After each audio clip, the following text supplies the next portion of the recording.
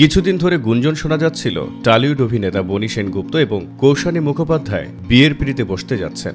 এবার সেই খবরের সত্যতা নিশ্চিত করেছে ভারতীয় সংবাদ মাধ্যমগুলো। এক প্রতিবেদনে তারা বলছে, ভারতের চলমান লোকসভা নির্বাচন শেষ হলেই বনি কৌশানীর বিয়ে। ইতোমধ্যে সেই প্রস্তুতি শুরু হয়ে গেছে। তবে বিয়েটা কলকাতায় হচ্ছে না, ডেস্টিনেশন ওয়েডিং এর পথেই হাঁটছেন টলিউডের এই জুটি। জানা যায়, দুই পরিবারের পক্ষ থেকেই বিয়ের প্রস্তুতি শুরু হয়ে গেছে। পোশাক নির্বাচন থেকে শুরু করে মেকআপ আর্টিস্ট, বিয়ের যাবতীয় সব আয়োজন চলছে।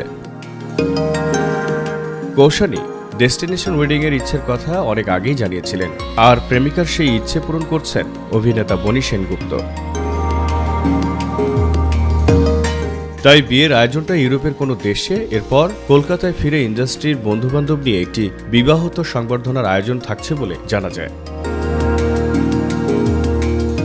বনি সেনগুপ্ত টলিউডে আত্মপ্রকাশ করেছেন 2014 সালের বরবাদ সিনেমার মাধ্যমে।